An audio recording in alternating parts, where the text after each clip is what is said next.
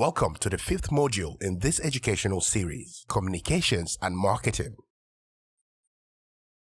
In this module, we will provide foundation knowledge about the communications and marketing disciplines. We will discuss tools and approaches to achieve a successful and sustainable voluntary blood donor program. Although in practice, there is considerable overlap, this presentation will be divided into two distinct sections, communications and marketing. We begin with communications. In this section, we will look at the organization's communications goals and objectives, define the target audiences and the communication channels to be used to reach those audiences, consider how to draft key messages, and develop a calendar and budget for implementing the communications plan.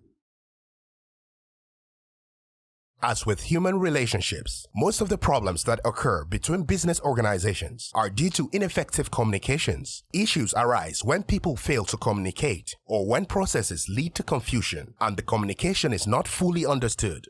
Communication serves 5 major purposes, namely, to inform, to express feelings, to imagine, to influence, and to meet social expectations. All play a part in managing donor relationships, but influencing is key for donor recruitment, while informing is most important for donor retention. The importance of communication in blood donor programs is summarized in the point on the slide. Communication is often regarded as simply sending messages, but is, in reality, more related to the giving of meaning to things. For this reason, the importance of the message lies not so much in what is sent, but in how the message is perceived by the receiver. This is why the importance of communication deserves greater recognition within blood transfusion services than is often the case. It is a professional discipline specifically supporting the blood donor program. As such, it requires a dedicated budget and specialist staff to undertake research, planning, donor information, and education and evaluation. The following principles should be followed in order to make the communication effective. The principle of clarity. Every point in the communication should be clear with no ambiguity. The principle of attention. The communication must capture the attention of the audience. The principle of consistency. This principle implies that communication should always be consistent with the plans, objectives, policies, and programs of the originating organization. Inconsistent messages create confusion in the minds of an audience, which is always detrimental. The principle of adequacy. This implies that the information should be adequate and complete in all respect. Incomplete and inadequate information delays action and damages understanding and relationships. The principle of integration. Communication is a means to an end and not an end in itself. It should promote cooperation between stakeholders to achieve the organizational objectives. The principle of timeliness.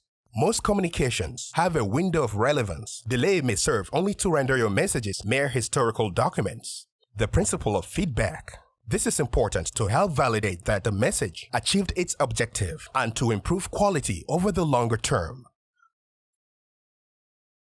The principle of communication networks. A number of communication networks may exist in any given organization at a given point of time, but management should consider which network to use and how in order to communicate successfully. The principle of purposefulness. The communicator must always know why they are communicating and what change they are trying to achieve.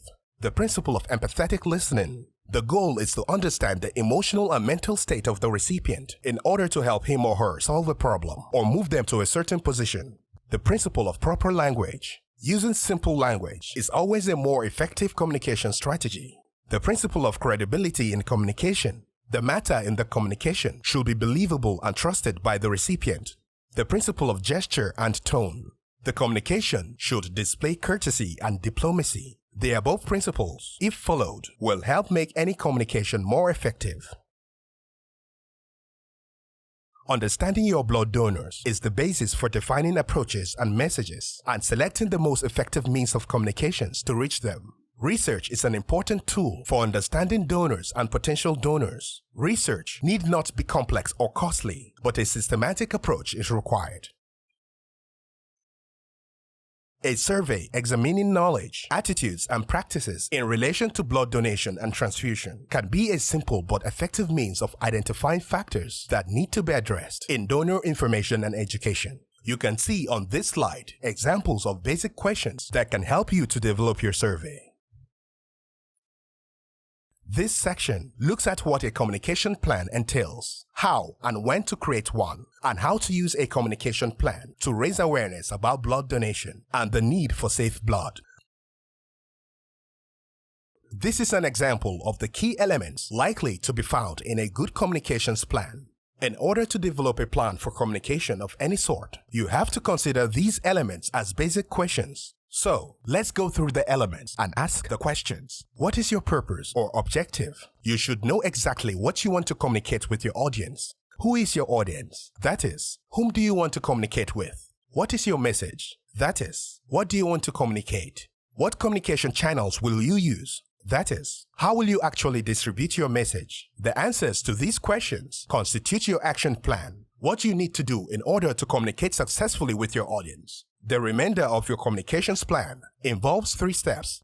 You should have a clear definition of roles and responsibilities of all stakeholders and staff involved. You need to budget for all associated activities. And finally, you must evaluate your plan, continually readjusting as necessary.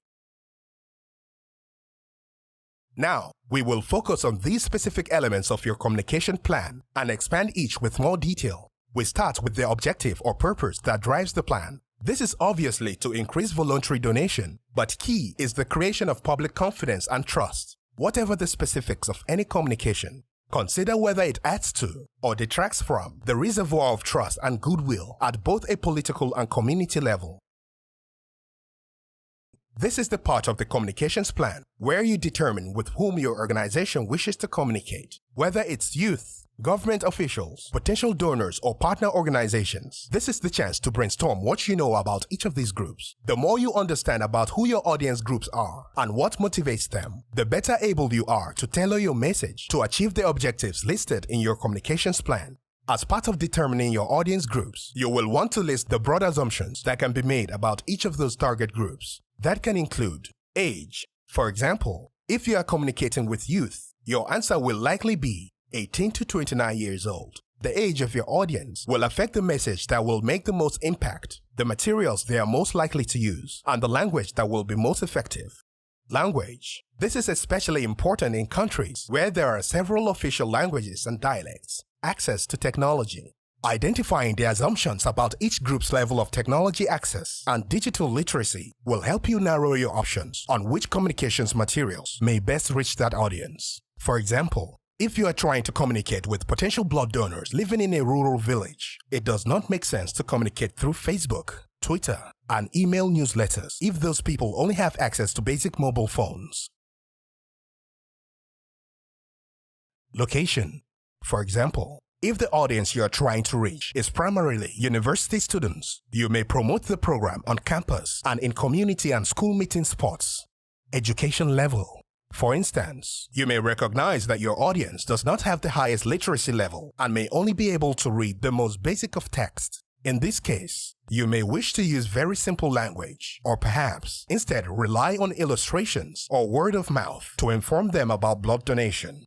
Attitudes and beliefs. In many countries, studies have been carried out to assess the attitudes and beliefs surrounding blood donation among the population. Many of these, such as a fear of needles, are fairly commonly found across national boundaries. Others, viewing helping the broader community as a civic duty, will differ widely across cultures.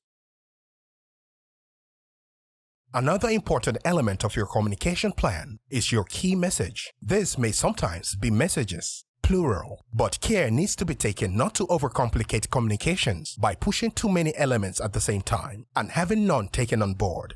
As you have earlier identified your audience groups, now you can tailor your message according to your audience group's characteristics and focus on what is likely to motivate them.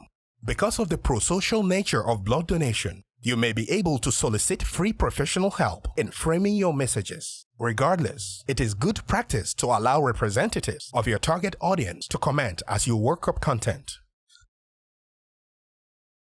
Now, you have to consider how you are going to convey your message. Communication channels are the methods used to get a message to its audience. Messages may be oral or written, and single channel or multimedia.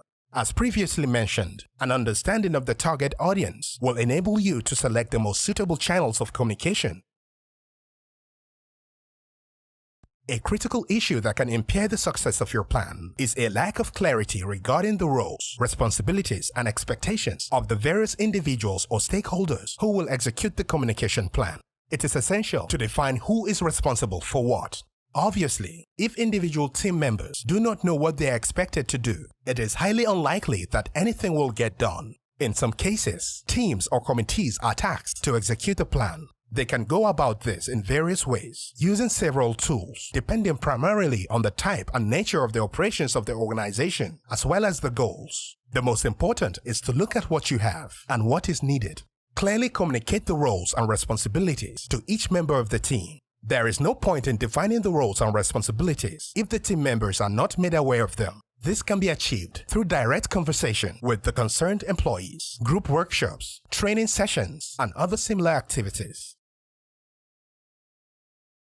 The final key element in your communications plan is the budget. The objective of the communications budget is to achieve the communication goals as cost-effectively as possible and demonstrate a positive return on investment. The budget covers the direct and indirect costs of communications programs. A budget for an information leaflet, for example, would include cost of copywriting, design, printing, and distribution. A budget for an event, such as an exhibition, will cover rental of exhibition space, booth design and production, client entertainment costs, event publicity, and miscellaneous staff costs. Careful planning ensures that there are no surprises when the final bill arrives. The budget also sets out the timescales for expenditure over the years. Although a budget should cover the forecast costs for all planned activities across the year, it should also include a contingency fund for new business opportunities. Putting together a budget can highlight opportunities to reduce communications costs. For example, integrated marketing communications uses consistent messages and visual images through all communication programs.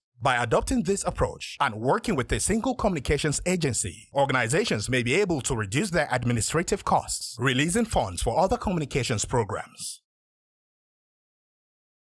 Collaboration and partnership at an international, regional, and country level are a major driving force for a safe and adequate global blood supply. A partnership is a give-and-take relationship that can strengthen an organization's capacity for long-term cooperation and collaboration. To achieve the potential benefits, organizations must be prepared to build, sustain, and evaluate their relationship in a thoughtful way. You should identify all potential stakeholders working at community, national, and international level and explore opportunities for collaboration and partnership. This slide and the one that follows show examples of possible partners with the potential to add value in the promotion of blood donation to your target audiences. Consolidate and formalize partnerships by clearly defining the roles, responsibilities, authority, and accountability of each partner. Partnerships should be formalized into a memorandum of understanding or a partnership agreement. In conjunction with major partners, jointly set goals, targets, and plans for mobilizing blood donors and organizing blood donor sessions and follow-up activities. Always remember to acknowledge the value that each organization brings to the partnership. Community mobilization is essentially a process for reaching out to different sectors of a community and creating partnerships in order to focus on and ultimately address a pressing issue such as blood donation and the need for a safe and adequate blood supply. This includes mobilizing necessary resources, disseminating information, generating support, and fostering cooperation across public and private sectors in the community. Mobilization efforts are often described in this literature as building community or collaborative partnerships or community engagement or involvement. A media partnership is a mutually beneficial relationship between your organization and select branches of the media. First, think carefully about which media outlets are most likely to help deliver your message most effectively and plan your approach carefully. For example, if your campaign has a highly visual element, look for a TV partner.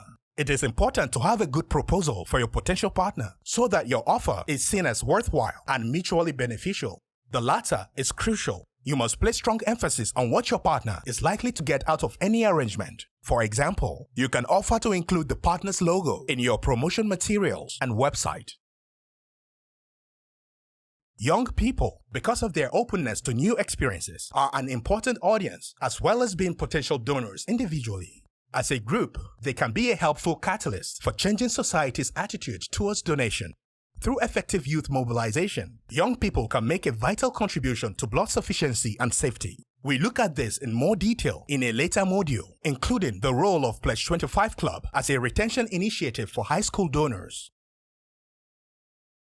Since its inception in 2004, World Blood Donor Day has grown in both participation and impact. Each year, June 14th and the days that surround that date, see collection organizations and community groups around the world hold a rich variety of events to celebrate donors and complement their ongoing activities. Listed here and on the following slide are some thoughts on how you can approach this event. You may wish to borrow successful ideas from other countries. For example, the Missing Type campaign that encourages partners to drop the letters O, A, and B from mastheads, shop signs, etc. to illustrate blood shortage. There are so many ways to mark World Blood Donor Day that activity need only be limited by your imagination and, of course, how much money you have to invest in activity.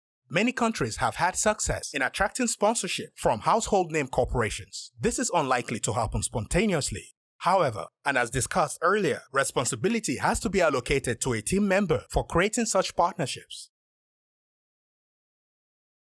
While voluntary donors may choose to give their blood to strangers, primarily out of a sense of social responsibility, recognition of the importance of their individual contribution and appreciation by the blood service and wider community help to create a sense of belonging to a special group of people. Even long-standing donors may need to be reminded of the very tangible difference they have made to other people's lives. This, both by donating their blood and through their wider role in society as role models and agents of health promotion.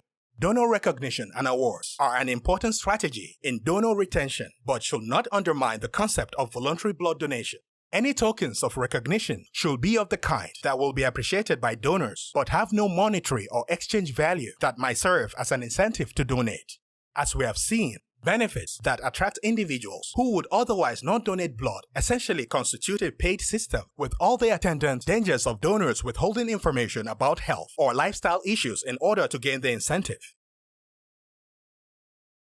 You should always have an eye on all relevant health events and health day celebrations that take place in your localities. Mark those as an opportunity to collaborate with the organizers and perhaps exhibit during these events. Be sure to be out and visible in the community, in settings where people work and play.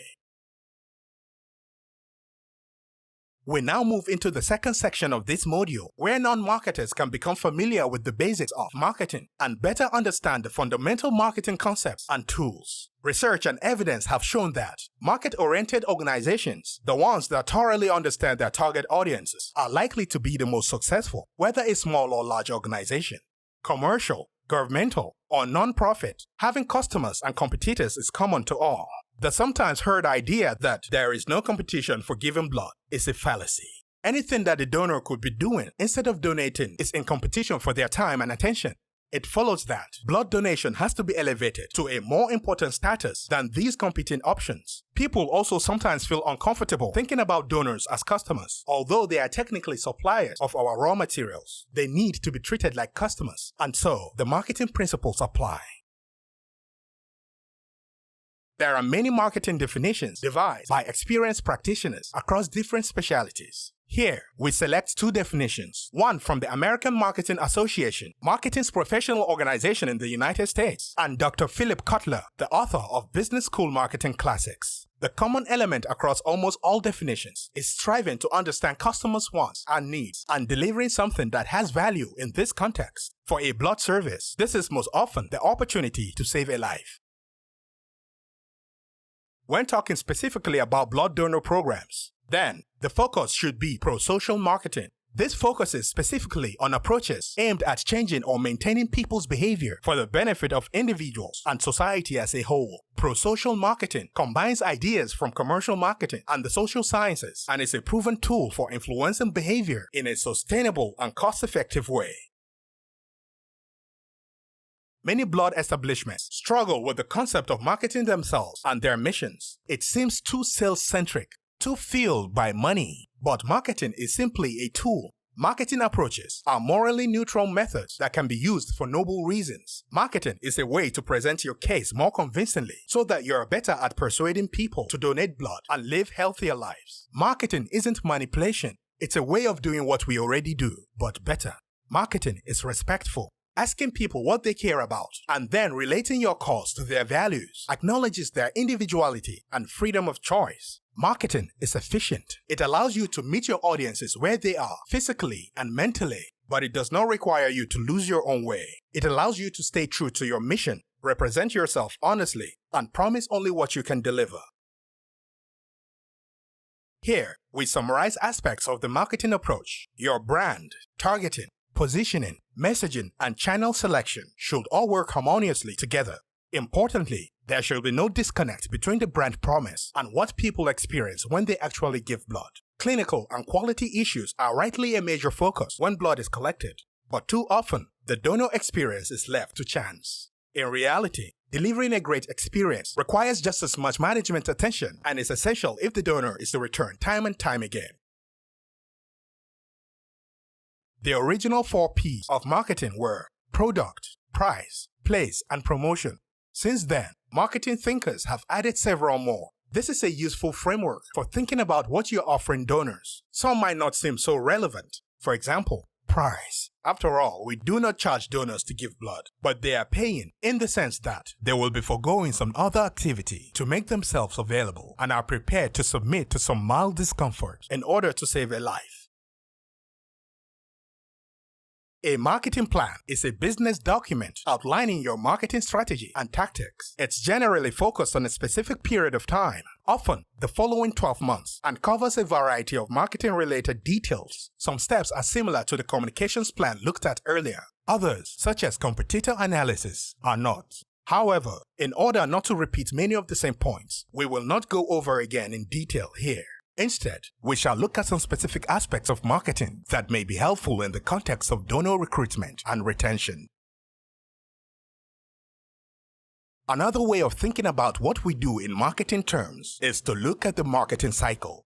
The graphic here applies the marketing cycle to donor-focused activities. In the center, we have our donor management plans. These feed out to 4 phases of activity, but because they come from a common set of plans, they are highly integrated. Phase 1 is positional marketing. This involves developing public awareness of the need for blood and blood donors and creating positive images of association. Phase 2 is operational marketing, or the call to action. This involves getting the right number of donors to a blood drive at the right time. Phase 3 is relationship marketing. Satisfaction with all aspects of the relationship will lead to repeat donation. Phase 4 is recognition. This is part of the relationship phase, but so important that it can be singled out here for specific attention. Your organization probably has a logo, but does it have a brand? Here, we see the aspects most people would mention when they think about branding. This is a visual identity, often coupled with a tagline of some sort that summarizes a key aspect of the brand identity, and there is reason for this. Most high-profile organizations have both of these elements as part of their brand presentation. But a brand is so much more than this. This slide looks at the attributes associated with the fast food company, McDonald's. If you engage with the brand, in this case, eat in its outlets, this is the promise McDonald's makes for what you will get in return. You will note that the brand is not just about one aspect of a product or service. It is a set of entwined attributes that together make up what we might call the personality of an organization. Since a brand is a way people feel about your organization when they see or think about it, you need to aim to create positive associations around the set of values or attributes that comprise your brand. Often, for blood services, this will be around such things as expertise and competence. But alone, these can leave a brand feeling distant and a little cold. People should also sense that you care deeply about donors and patients. They are placing their well-being in your hands. So, trust is key. Once you understand your brand, clarity and consistency in communication is critical, and this requires careful planning. Mixed, inconsistent messages will cause people to disengage. DOMAIN stands for Donor Management in Europe. In 2010, there was a survey of European blood services to see what marketing tools were most used. The results are shown in the table and help highlight the go-to marketing activities for most blood services. Many of the most effective tools are also the most expensive. The exception is donor recruits donor activity. Mobilizing your donors to recruit others is a free or at least very low-cost option. There are a few omissions even for an early digital age, such as roadside banners to inform of an upcoming blood drive. But most apparent is the restriction of digital activity to simply having a website.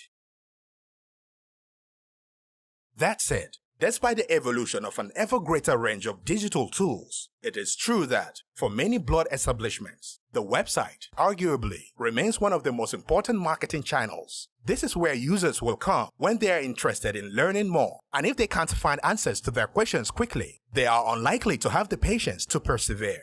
Google Analytics can be used to give you insights into how well your website is performing and where changes need to be made. How long are people spending on the site? Are they navigating to where you want them to be? And at what points are they dropping out? Having just looked at some of the offline tools, we need to consider what online tools will feature in our marketing mix and indeed the balance between online and offline. Getting this right will meet your communications objectives in the most cost-efficient way. But with so many marketing channels, some of which are listed here, how do you know which will best fit your purpose? Social media has become a hugely important part of the toolkit, as well as marketing. It also offers valuable community building opportunities that cannot be matched by any other channels. Its low cost and flexibility means that it should be a component in every marketing plan. Email is an important direct marketing technique. Users have opted into hearing from you, so they are more willing to open those messages to learn about your latest news, programs, and events. Email marketing best practice is to make every message as personalized as possible. Some of your decisions will be driven by available budget. You will need money for producing your marketing materials. Emails can be constructed at little to no cost, but the same cannot be said for TV or radio commercials, even though some services will be able to benefit from donated airtime. On a final note, it is important to have in place a communications policy and social media policy to deal with the digital space. These policies are usually generated at high level and are crafted by the public relations function. There will be further discussion of this in the next module. Please use these prompts to help you reflect on what you have learned. In Module 6, we will look in more detail at public relations and community engagement.